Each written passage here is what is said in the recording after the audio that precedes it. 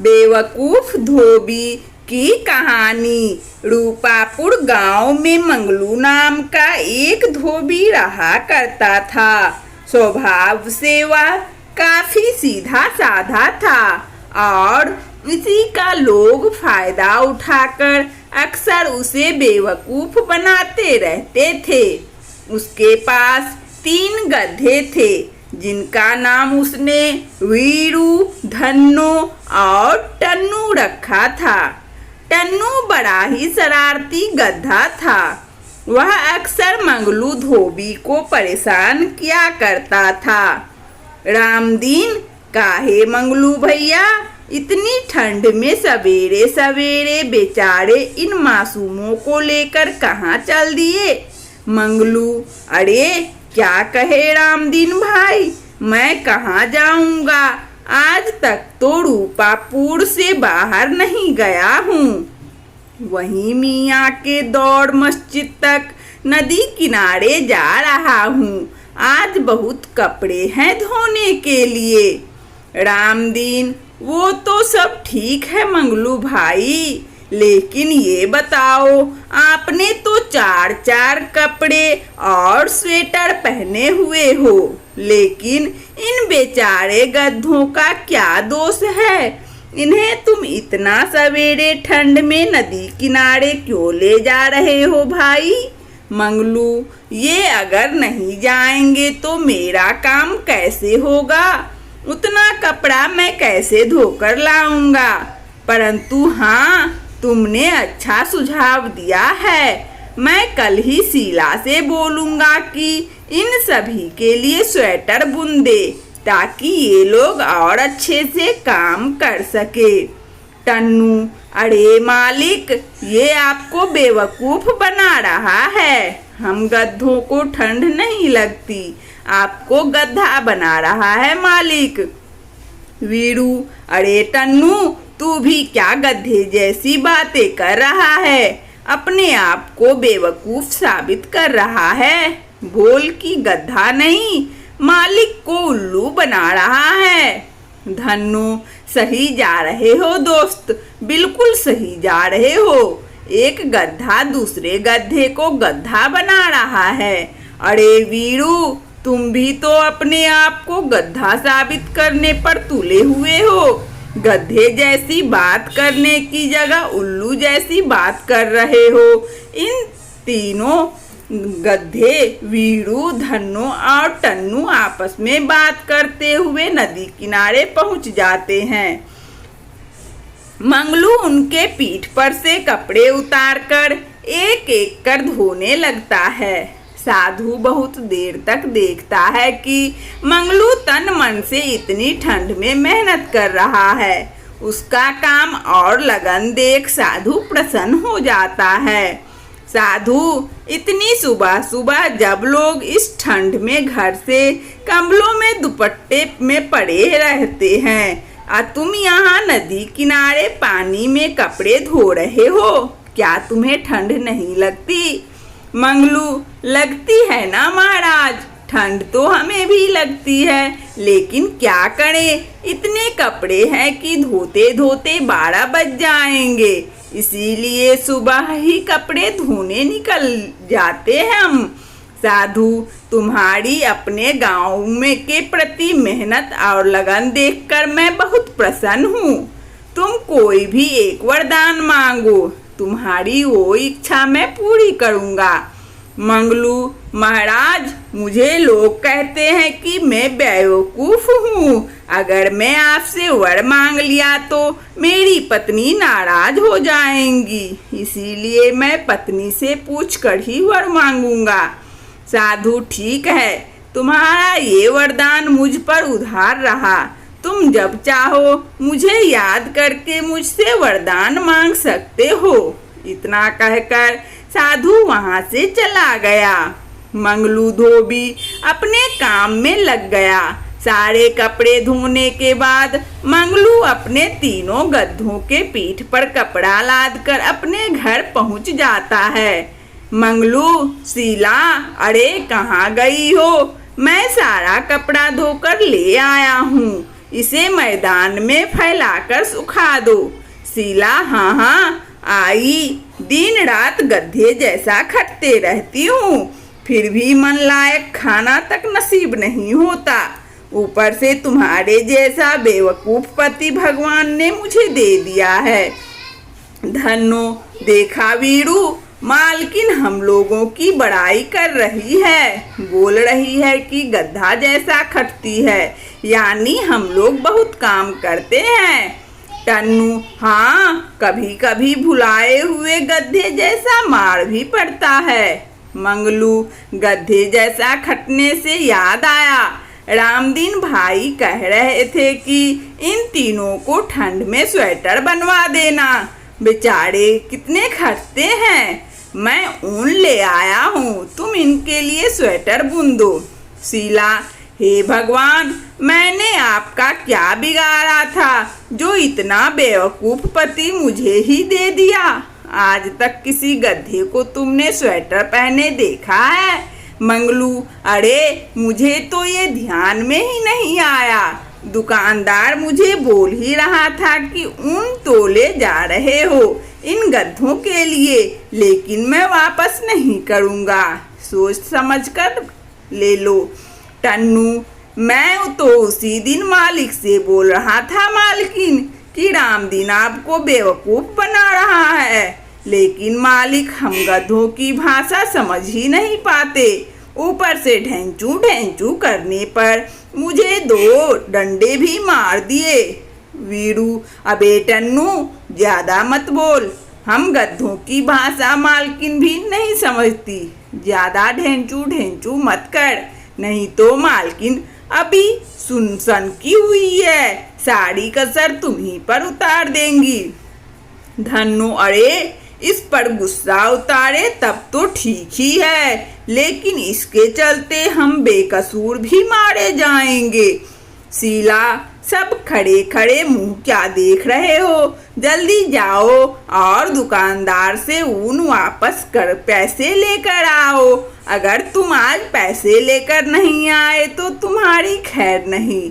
मंगलू, धोबी उल्टे पैर वापस बाजार जाता है। मंगलू भैया, ये ऊन वापस कर दो और मुझे मेरे पैसे लौटा दो, गधों को ठंड थोड़ी लगती है। दुकानदार, देखो भैया, मैं तुमसे पहले ही कह रहा था कि सोच समझ कर ले ऊन, अगर वापस मैं नहीं कर सकता, लेकिन तुमने माना नहीं और बोले कि हमें ऊन दे दो, इसीलिए अब मैं ऐसे नहीं लौटाऊंगा।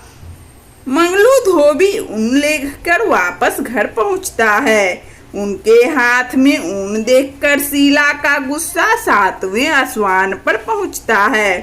शीला, तुम्हारी बेवकूफ़ी की कोई हद नहीं है। मुखिया, अरे क्या हुआ शीला, क्यों बेचारे मंगलू को भला बुरा कह रही हो? शीला, ये इतना बुद्धू है कि कोई भी इसे बेवकूफ़ बना देता है। रामदीन भैया के कहने पर गधों के लिए इतना सारा ऊन ले आया और स्वेटर बुनने को बोल रहा है।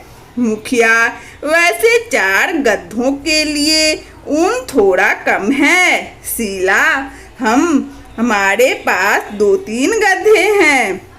मुखिया, अच्छा, गांव के सभी लोग इसको गधा बनाते हैं और तू अभी भी उसे आदमी ही मान रही है।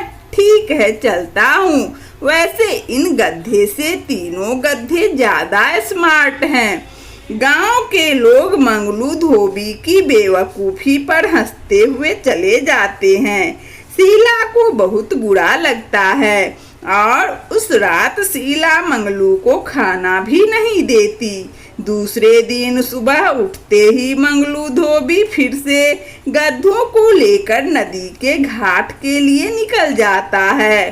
रामदीन, क्यों भाई, गधों को स्वेटर नहीं पहनाया है क्या?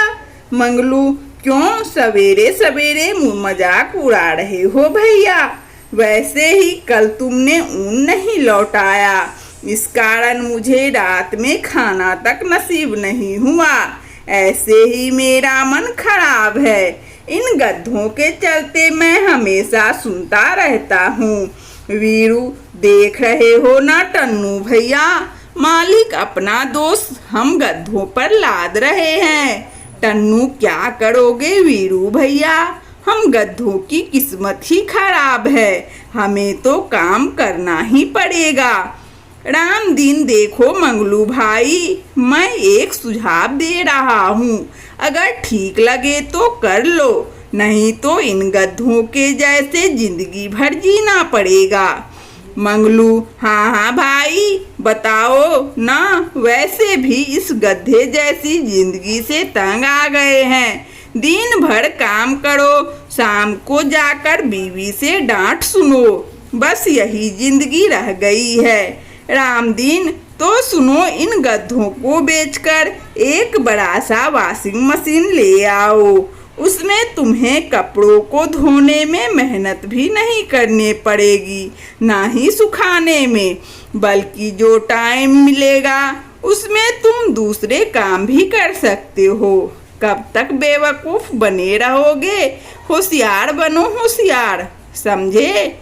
मंगलू, बात तो पत्ते की कर रहे हो भैया। मैं आज ही गधों को बेचकर शहर से वॉशिंग मशीन लेकर आता हूँ। वैसे भी काम करते करते अब मैं थक चुका हूँ। टन्नू भैया, कह दो इनसे हमें बेचने की कोशिश ना करें, मैं दुलती उल्टी मार दूंगा, तो फिर ना कहना। वीरू, अरे गुस्सा नहीं करते टन्नू भाई, अब मालिक जो चाहे वो कर सकता है। हो सकता है हम लोगों को इससे भी अच्छा मालिक मिले। अब ये तो उनकी मर्जी है, हम लोग तो गुलाम हैं। यहाँ भी काम करना है और वहाँ भी काम करना है। इतना गुस्सा अच्छा नहीं। टन्नू, बात तो तुम ठीक कह रहे हो वीरू भैया, लेकिन हमें चिंता इस बात की है कि हमारे मालिक बेवकूफ़ हैं, जल्दी दूसरों की बातों में आ जाते हैं, आगे पीछे सोचता नहीं। अगर वॉशिंग मशीन लेंगे तो गांव में बिजली है तो नहीं, फिर उसे चलाएंगे कैसे? मंगलू धोबी बिना सोचे समझे दुकानदार की बातों में आ गया।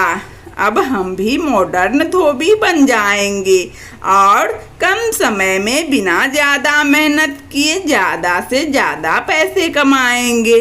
यही सोचकर मंगलू धोबी अपने गधों को एक धोबी को बेचकर उन पैसों से शहर से बड़ा सा वॉशिंग मशीन लेकर सीधा अपने घर चला आता है। घर पहुंचते ही उस बड़े से वॉशिंग मशीन को देखने के लिए पूरा गांव मंगलू धोबी के घर पर उमड़ पड़ता है। मंगलू धोबी अपने बेटे बबलू को पैसे देकर हलवाई की दुकान से लड्डू मंगवाता है और सारे गांव वालों को बांटता है। मुखिया, अरे वाह मंगलू, तुमने तो कमाल कर दिया भाई, हमारे गांव में पहली वॉशिंग मशीन है जिसे तुम खुद खरीद कर लाए हो। अब हम लोग भी शान से कहेंगे कि हमारा धोबी हमें मशीन में कपड़े धोकर और सुखा कर देता है। आदमी मंगलू धोबी ने हमारे गांव का नाम रोशन कर दिया। अगल बगल 200 गांव में किसी के पास वॉशिंग मशीन नहीं है। ये हमारे गांव की उपलब्धि है। अतः हम सब मुखिया जी से आग्रह करते हैं कि मंगलू धोबी को एक शॉल गिफ्ट कर उसे सम्मानित किया जाए। मुखिया जी दुकानदार से एक शॉल मंगवाकर मंगलू धोबी को सम्मानित भी करते हैं। मंगलू धोबी सहित उनके परिवार का सीना चौड़ा हो गया था। आज पूरा गांव उसकी जय जयकार कर रहा था। मंगलू धोबी एक लंबा चौड़ा भाषण दे डालता है। मंगलू, आदरणीय मुखिया जी, गांव के सम्मानित लोग और हमारे गांव के साथियों, जैसा कि आप लोग जानते हैं कि जीवन भर मुझे बेवकूफ़ धोबी के नाम से नवाजा गया, लेकिन आज वही लोग मुखिया जी सहित हमारी सोच को सलाम करते हुए हमारी जय जयकार कर रहे हैं। अंत में मैं गांव वासियों से यही कहना चाहूँगा कि कोशिश करने से हमारे जैसे बुद्धू बेवकूफ़ आदमी भी अपनी सोच के बदौलत गांव की शान बन सकते हैं। आप लोग भी गांव को आगे बढ़ाने के लिए हमारी जैसी सोच पर अमल कर गांव को तरक्की के रास्ते पर आगे बढ़ाएं। जय रूपापुर की जनता। मुखिया: वाह, हमें आज तक नहीं मालूम था कि अपना बेवकूफ़ समझे जाने वाला मंगलू धोबी इतनी सरलता से सटीक भाषण दे सकता है। गांव के युवाओं को मंगलू धोबी से इंस्पायर होने की ज़रूरत है भाई। एक बार फिर से मंगलू धोबी को गांव के लिए उपलब्धि पर तहे दिल से शुक्रिया। आदमी भाइयों एवं बहनों, अब मुखिया जी वॉशिंग मशीन का स्विच दबाकर उद्घाटन करेंगे। कृपया आप लोग जोरदार तालियों से मंगलू धोबी की इस उपलब्धि का स्वागत करें। मुखिया: लाओ भाई, एक नारियल पहले फोड़ दूं, उसके बाद स्विच ऑन कर वॉशिंग मशीन चलाएंगे। आदमी: 1 मिनट रुक जाइए मुखिया जी, हम सब वॉशिंग मशीन गांव में आने की खुशी में ये भूल गए कि हमारे गांव में तो बिजली अभी आई नहीं है, तो फिर वॉशिंग मशीन चलेगी कैसे? अभी तक जो मुखिया जी और गांव वाले मंगलू धोबी को जो सराखों पर उठाए हुए थे, अब उसे महाबेवकूफ बुद्धू ना जाने क्या क्या उपाधि देकर उसे भला बुरा भी कहने लगे। शीला खटिया पर बैठी सर को पकड़े अपनी पति की बेवकूफ़ी पर खुद को कोस रही थी। रामदीन भाई, गधा जब घोड़ा बनने की कोशिश करता है तब ऐसे ही सब लोगों के ताने सुनने पड़ते हैं, समझे मंगलू भाई? एक सुझाव और मान लो, गांव में बिजली ला दो। मंगलू: क्या हुआ शीला, तुम सर पकड़ कर क्यों बैठी हो? आदमी जिस घर में 4 गधे हो उस घर की मालकिन की स्थिति समझी जा सकती है। रामदीन: 4 नहीं 5 गधे, क्योंकि गधे की बीवी भी गधी ही होती है। सभी लोग गांव के हंसने लगते हैं। गांव वालों के ताने से बचने के लिए मंगलू पूरे परिवार के साथ नदी किनारे जाकर उदास होकर बैठा रहता है। तभी वहां पर वही साधु आता है जिसने कहा हुआ था कि तुम्हारा एक वरदान मेरे पास बाकी है। साधु: क्या बात है? इस एकांत में आकर सपरिवार उदास बैठने का कारण जान सकता हूँ क्या? मंगलू: महात्मा साधु जी, कृपया हमें वर दे कि किसी तरह से मेरा वॉशिंग मशीन चलने लगे। साधु: ये लो बच्चा त्रिशूल, इसे मशीन में लगा देना। ये सूर्य, तारों और ग्रहों से एनर्जी लेकर वॉशिंग मशीन चलाएगा। जा बच्चा, कल्याण हो जाएगा। साधु मंगलू धोबी की इच्छा के अनुसार वर देकर चला जाता है। गांव लौटकर मंगलू वॉशिंग मशीन में त्रिशूल फिट कर देता है और स्विच ऑन करता है। वॉशिंग मशीन चलने लगती है। उसकी आवाज़ सुनकर गांव के लोग इकट्ठे हो जाते हैं। आदमी भाई मंगलू, मुझे माफ़ कर दो, तुमने वॉशिंग मशीन चलाकर सचमुच साबित कर दिया कि गधे तो हम मजाक उड़ाने वाले रह गए। तुम तो घोड़ा बन हमसे कहीं आगे निकल गए भैया। मंगलू: हम आज सचमुच शर्मिंदा हैं, तुम हम लोगों से कहीं अधिक होशियार हो। रामदीन: आज मंगलू और उसके परिवार ने साबित कर दिया कि ये हमारे गांव के रत्न हैं। इन लोगों को नेता और गांव के असली नेतृत्व करने वाला नेता तो हमारा मंगलू है। मंगलू धोबी का अब गांव में रौब हो जाता है। वह जहां जाता है सेलिब्रिटी की तरह उसका स्वागत होता है। अगल बगल के गांव में उसकी स्पीच सुनने के लिए हजारों की भीड़ लग जाती है। अब गांव के साथ साथ नजदीक के कई रईस परिवार उसके ग्राहक हो जाते हैं और मशीन से कपड़े धुलने का शान महसूस करते हैं। धीरे धीरे मंगलू धोबी अमीर हो जाता है।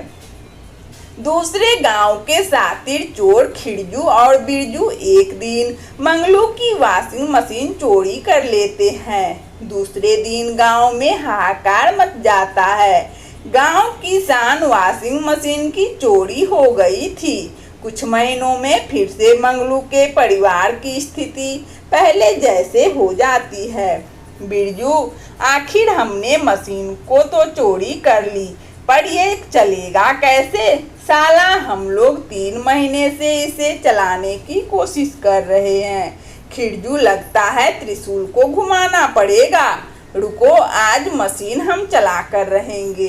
जैसे ही खिड़जू त्रिशूल घुमाता है, वॉशिंग मशीन का ढक्कन ओपन हो जाता है और खिड़जू एवं बिरजू दोनों को अंदर खींच लेता है और उन्हें गोल गोल घुमाना शुरू कर देता है। खिड़जू, अरे बाप रे, कोई बचाओ, अरे उल्टी हो रही है, चक्कर आ रहा है, कोई तो रोको इस मशीन को, अब हम चोरी कभी नहीं करेंगे। बिरजू, बचाओ बचाओ। अरे खिड़जू, तू मुझे दुलती क्यों मार रहा है बे? खिड़जू, अरे मैं क्यों मारूंगा, हमें तो उत्तर दक्षिण पूरब पश्चिम सब एक लग रहा है। बस करो मशीन देवता, मैं तुम्हें मंगलू धोबी के यहाँ खुद देकर जाकर रख दूंगा। बिरजू, हाँ हाँ मशीन देवता, हम दोनों मंगलू धोबी से नाक रगड़कर माफी मांगेंगे, अब कभी चोरी नहीं करेंगे। तभी वॉशिंग मशीन रुक जाती है। खिड़जू और बिरजू इलाज कराने के लिए तुरंत मंगलू के घर वॉशिंग मशीन लेकर पहुंचते हैं और उनसे माफी मांगते हैं। पुलिस दोनों को ले जाती है। गांव में फिर से बाहर आ जाती है। मंगलू धोबी की स्थिति फिर से अच्छी हो जाती है, लेकिन अन्य धोबियों की हालत खराब हो जाती है। मंगलू को ये अच्छा लग नहीं रहा था। एक दिन फिर वह नदी के किनारे से गुजर रहा था कि वही साधु फिर से उसे मिलता है। साधु, कैसे हो बच्चा?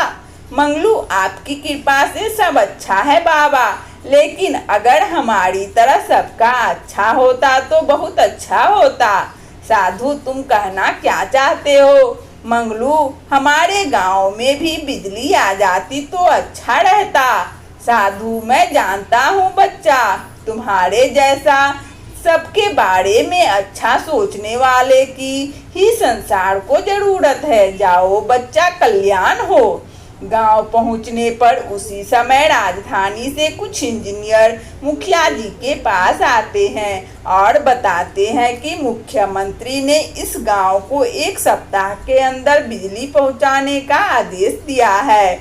1 सप्ताह के अंदर पूरे गांव में बिजली के खंभे लग जाते हैं और मुख्यमंत्री खुद उस गांव में आकर बिजली का उद्घाटन मंगलू धोबी की वॉशिंग मशीन को चलाकर करते हैं। अब बेवकूफ मंगलू धोबी पूरे गांव की शान बन जाता है और सभी गांव वालों के साथ खुशहाल जिंदगी व्यतीत करने लगता है।